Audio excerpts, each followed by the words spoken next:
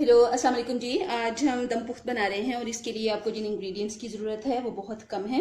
Traditional recipes में आप variation मत करिए अगर आप सही टेस्ट लेना चाहते हैं। मटन लिया है मैंने और इसके बड़े पीसेज हैं। आप चाहें तो मिक्स भी ले सकते हैं जिसमें चांपे हैं या अंडरकट कोई भी ले सकते हैं, लेकिन मैं प्रेफर करती हूँ कि ऐसे बड़े पीसेस लूँ बोन के साथ, क्योंकि बोन मैरो इसमें होता है और ये पकने के बाद बहुत टेस्ट इसका अच्छा मिलता है। आपको फैट चाहिए होगा। हम इसमें ऑयल यूज़ नहीं करेंगे, इसमें यही फैट यूज़ होती है। कुछ वेजिटेबल्स हमें चाहिए होंगी जिनमें पोटैटोज़ हैं। काटिए मत, छोटे साइज़ के लें और अच्छी तरह से धो लें, मिट्टी नहीं रहनी चाहिए। आपको टमाटर चाहिए होंगे, 3-4 जितने आप चाहते हैं आप ले सकते हैं। हरी मिर्ची हमें चाहिए होंगी। अदरक ली है मैंने और इनको मैं पेस्ट नहीं करूँगी, ऐसे ही इसको डालना है। गार्लिक पाउडर लिया है, मैं दम पुख्त बनाती हूँ तो गार्लिक पाउडर के साथ इसका फ्लेवर बड़ा अच्छा आता है। इंस्टेड के आप गार्लिक पेस्ट यूज़ करें, ये सारी स्मेल को ख़त्म कर देता है, क्योंकि हमें इसे भूनना तो है नहीं, तो ये इसकी स्मेल को ख़त्म करेगा। पिसी हुई काली मिर्च चाहिए, आप अपनी टेस्ट के हिसाब से ले सकते हैं। ये 2 टेबल स्पून है। Lemon juice 2 to 3 table spoon आप इसके अंदर डाल सकते हैं। नमक लिया है, ये भी टू टेस्ट है।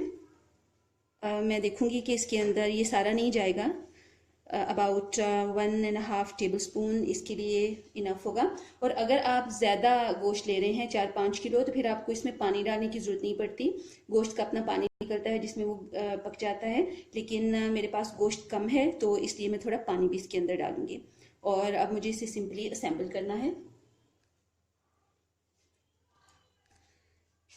तो सबसे पहले आपको एक पैन लेना है, मिट्टी की हांडी ले लें तो भी बहुत अच्छा बनता है, वरना हैवी बॉटम का जो भी आपका पैन है वो ले लीजिए, क्योंकि ये दम में पकना होता है तो नीचे से जलना नहीं चाहिए। फैट को आप नीचे बिछा लें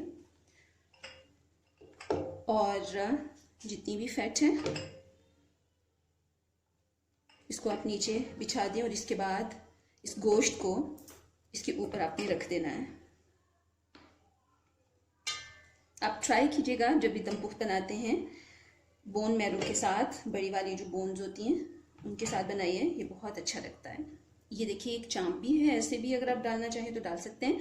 और अगर आप ऐसा वाला मीट यूज़ कर रहे हैं तो ख्याल रखिएगा कि ये पकने में कम टाइम लेता है। इसमें रेशे हैं तो ये जल्दी पक जाता है, ये वाला गोश्त ज़्यादा टाइम लेता है। तो अगर आप सारा गोश्त ऐसा यूज़ कर रहे हैं तो फिर 2 से ढाई घंटे काफ़ी होंगे, लेकिन अगर ये वाला मीट आप यूज़ कर रहे हैं जो बोन के साथ है तो फिर आपको 4-4.5 घंटे लग सकते हैं इसे पकने में।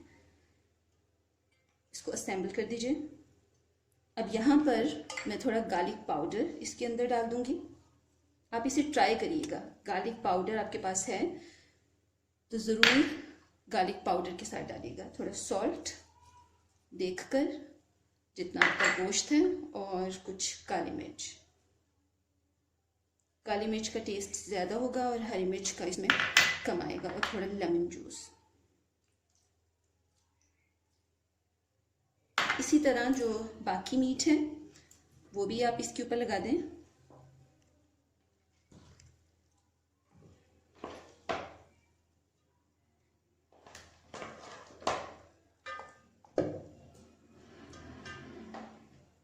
फिर से गार्लिक पाउडर,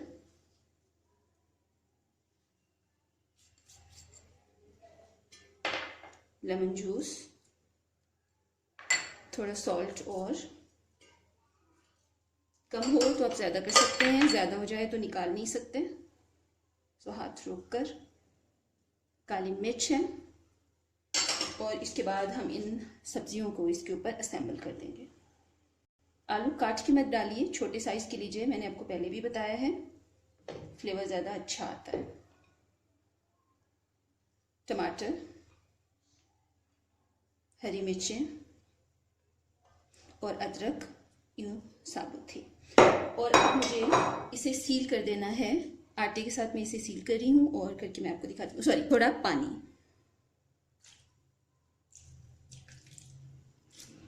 इतना कि 4-5 घंटे पकेगा।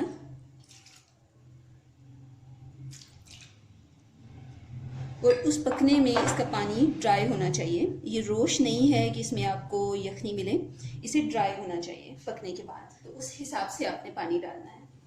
और इसे मैं ढक दूंगी आटे के साथ। 4 घंटे हो गए हैं इसको। मैं वीडियो शूट नहीं कर सकी थी। इसे मैंने आटा लगा दिया और इसको मैंने रख दिया आंच के ऊपर। अगर आप कोयलों पे कर रहे हैं तो बहुत अच्छी बात है, कोयले ऊपर भी डाल दीजिएगा। और अगर आप चूल्हे के ऊपर कर रहे हैं गैस पर, तो फिर बहुत ही मीडियम हीट पर, बहुत कम जो लो हीट होती है दम वाली, उसके ऊपर आप इसको रख दीजिए। 4 घंटे मैंने रखा है और अब मैं इसको चेक कर दूँगी।